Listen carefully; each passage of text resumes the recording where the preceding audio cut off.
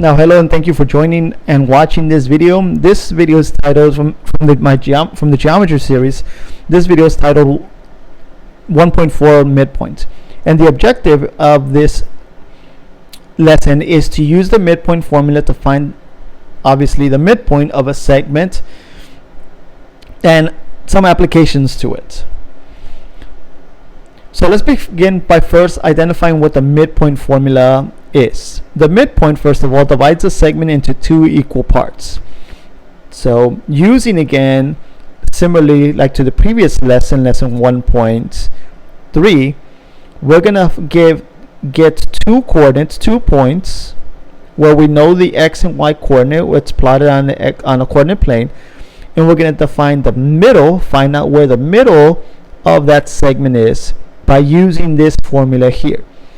So what we're going to find is going to be an actual location. We're going to find an x1 or an xm, I'll call it xm, and then ym.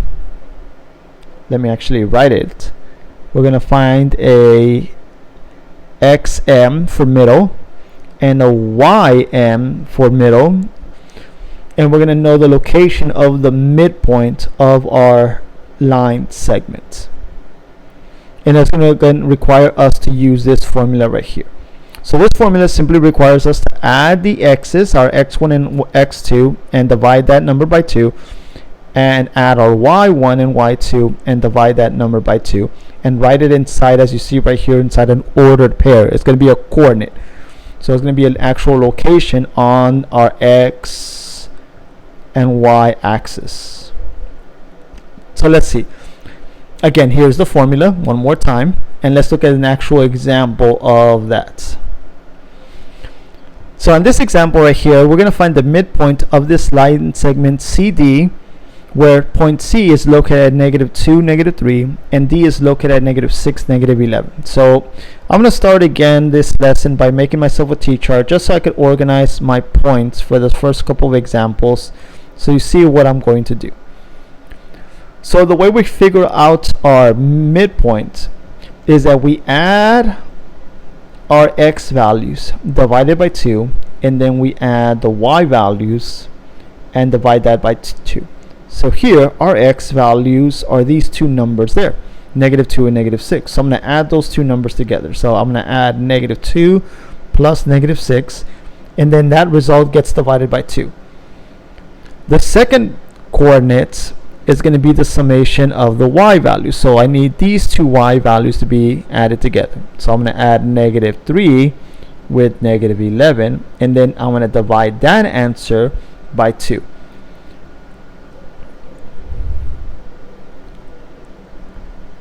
So let's see what we end up with. So -2 plus -6, that's equal to -8. That needs to be divided by 2. -3 plus -11, that's equal to -14. That needs to be divided by 2. And dividing both of those numbers by 2, dividing this number by 2 is equal to -4. Dividing these two numbers, or -14, divide that number by 2, that's equal to -7. So this is the midpoint. So if I was to plot this on my coordinate plane, okay, point C and point D, which would be in quadrant 3, not D, quadrant 3, I would find that the middle is located 4 units to the left and 7 units down. This point right there would be the middle, which is again that coordinate right there, -4, -3. Let's look at another example. Here, a line segment in the x and y coordinate plane has endpoints of -4, -2, 6, and 7, and we want to figure out the midpoint of the line segment. So on these examples, in order to use this formula, again, we have to be given the coordinates. We have to know what the x and y coordinates are on the plane in order to use, again, this formula in finding the midpoints.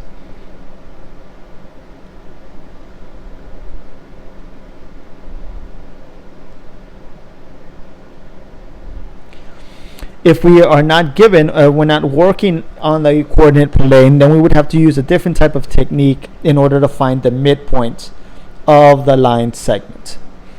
But on all these examples, obviously, they're going to we're going to be provided with the coordinate. We're going to be, again, on the coordinate plane, on an x and y plane.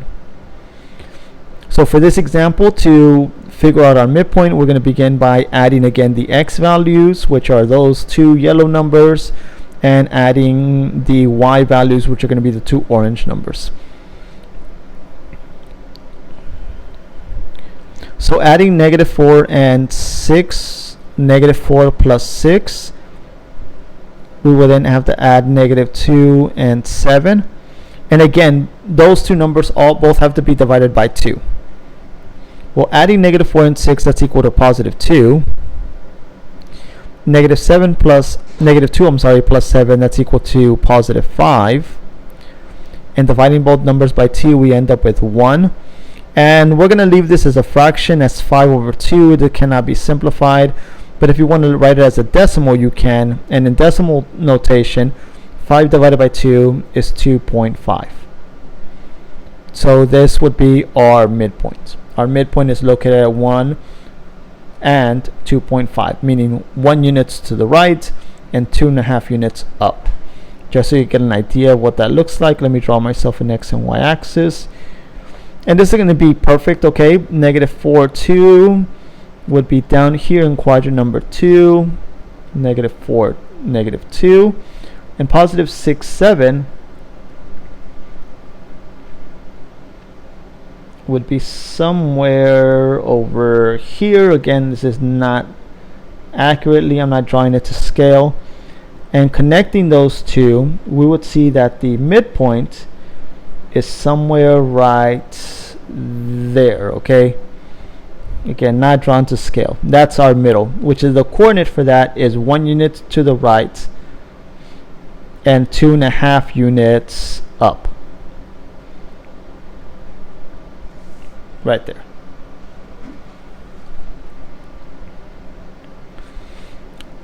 On our third example, a little bit more of the same. We have again the segment M to P is the diameter of a circle whose center is in O. So let me draw a picture of that. We have a circle. Let me draw a better circle. There we have a circle. We have a diameter. So that means we're going from one point of the line to the other.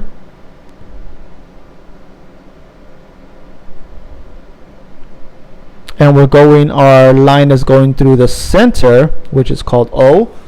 And the coordinates for this, again, not on scale, but we have point N.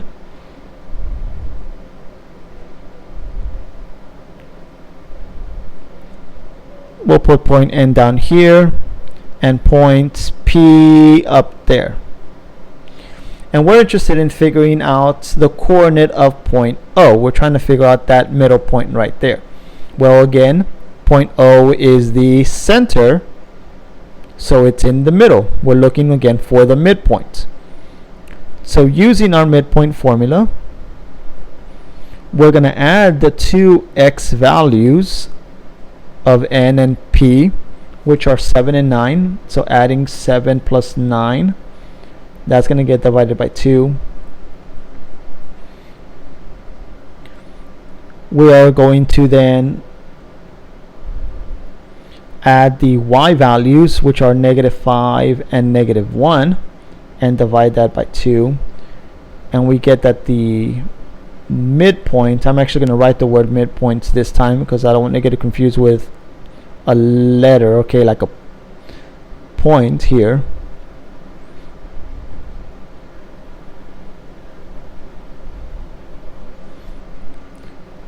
Adding 7 and 9, that's equal to 16. Adding -5 and 1, that's equal to -6. And dividing both of those two numbers gives us that the midpoint is located at 8 and -3. So that's the location. Let me do it in blue. That's the location of the center. It's located 8 units to the right and 3 units down, again on our x and y axis. I didn't draw myself my x and y axis, but it'll be located there. That's the coordinate for point O. It's located in that location right there. Now, going backwards, if we're interested in finding the endpoints,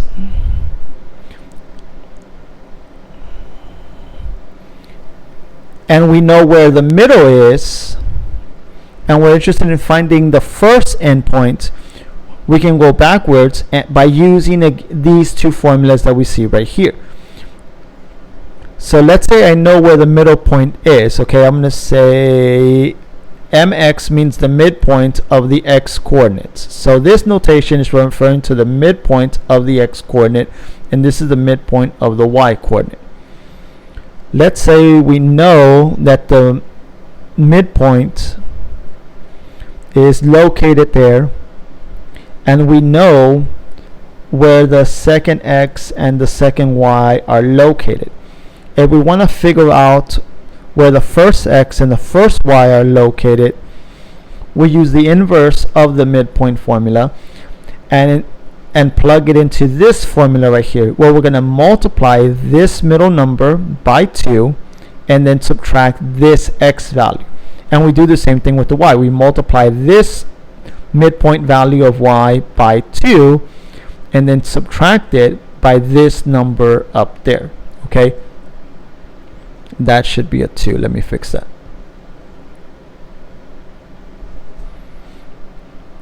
So look, let's look at some examples of this, and let's apply this idea.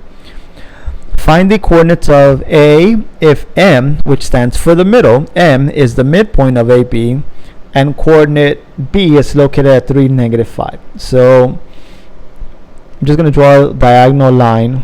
We have point A, which I do not know what the x and the y value are. I have again this middle point where I know that is located at -1, +2, and I have this third point, this other endpoint, which we're going to call B, not C, B, and that's located at 3, -5. Well, to find this point right there, again, which is the x coordinate of that endpoint, which we call x1, we're going to multiply the x value of the middle point by 2 and then subtract the x value of the endpoint, which we call x2. So here we go. So we're going to multiply this number by 2. So 2 times -1, and we're going to subtract this number right there, so -3. Well, 2 times -1 is -2, and -2 minus 3 is equal to -5. So this coordinate right there, that number right there, is -5. Now to figure out the y value again of this coordinate of this point, of this endpoint A, we use the exact same formula, but this time we use the y values. We do the exact same thing. So to find the y1, we're going to multiply the middle endpoint of y times 2 and then subtract again y2. So we're going to get this point here, 2, multiply it by 2, and then subtract it by this point up there. So it goes in that direction. So we subtract. So all we have to do is simply multiply these numbers by 2. We double these numbers. Let me write the word double. We're going to double the middle number. We're going to double both of these middle numbers, and then we're going to subtract the endpoints that we know.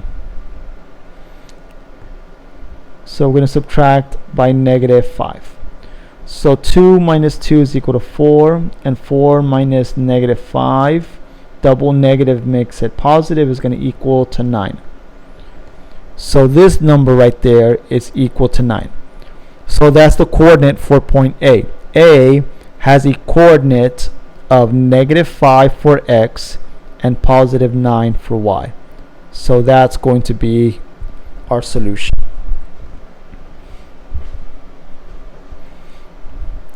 Let's look at another example of this, okay? Here's a perfect example. Here in the figure below, we have this diameter of QS, as is stated, is the diameter of the circle where the center is R. What is the coordinate of Q? So just like before, we do not know what the starting endpoint is. We do know that the segment ends at S, and we know that the coordinate for that is 5, 6. Since R is the center, we know that R is in the middle. So this is our midpoint. So we're just trying to figure out the starting coordinates of this line segment there. So we use again the same formula as before. To figure out that x1, we'll call it x1, we begin by doubling both of these numbers and subtracting it to the corresponding x and y value. So we're going to double these numbers, both of these numbers, and then subtract the first number by 5 and the second number by 6. So right here we'll begin, let me zoom in. We're going to begin with -1. So -1 is going to be doubled. We're going to multiply it by 2, and we're going to subtract that by 5. So multiplying -1 by 2 is equal to -2, and -2 minus 5 is equal to -7. So x1 is equal to -7. Well, to figure out the starting y value again of that line segment, to figure out the y value of that point, we do the same thing. We're going to double the 3 and subtract it by 6. So 3 is going to be multiplied by 2. That's what it means to double, multiply by 2, and then we're going to subtract by the 6. So 3 times 2 that's equal to 6, and 6 minus 6, well, that's equal to 0. So y1 is equal to 0. And that kind of makes sense that the y value would be 0 since it is on the x-axis. That point would have a y value of 0. So that is the coordinate. So Q is located 7 units to the right and 0 units up or down. It doesn't move up or down. So that is the coordinate for point Q. I believe we have one more. Yep, we have one more to try. Let's see if we get this idea down. So we have the midpoint M of a segment from J to G has the coordinate M. Again, M is the midpoint of -5, 10. If the endpoint is G is the coordinate of -8, 6, what is the y coordinate of the endpoint of J? So here we're only interested in the y coordinates of the endpoint. We don't care about the x coordinate of that endpoint of J. So let's draw a diagram, and I usually just draw these diagonally. It doesn't really matter if what direction diagonally, again, just so we get an idea of where the points are. So we have these points J, we have the other endpoint G. We do not know what the x nor y1 values are for J, but we do know that G is located at -8 and +6. And the other thing that we know is that the midpoint, the middle, I'm going to do that in blue, I'm going to use M for that, is located at -5 and 10. Now the question here is only asking us to figure out the y coordinate of the endpoint of J. So they're only interested in finding that one right there, okay? So we're only going to be interested in those two values, using those two numbers, because again, the y values, the y coordinate. So to figure out what the y coordinate, what y1 is, what we're going to do is that we're going to double this number like we've been doing, multiplying that number by 2, and then we're going to subtract the endpoint that we know. So we're going to subtract, in this case, 6. So multiplying 10 by 2, that's equal to 20. And 20 minus 6 is equal to 14. So this is our answer. The y coordinate of this point right there is going to equal to 14. So J has an x1 coordinate and the y1 coordinate of 14. So that's what we're looking for. Normally we find both, but in this example they only want us to find the y coordinate, so we can stop on that. And that concludes the lesson on the midpoint formula and the application of the midpoint formula to find the endpoints given the midpoint.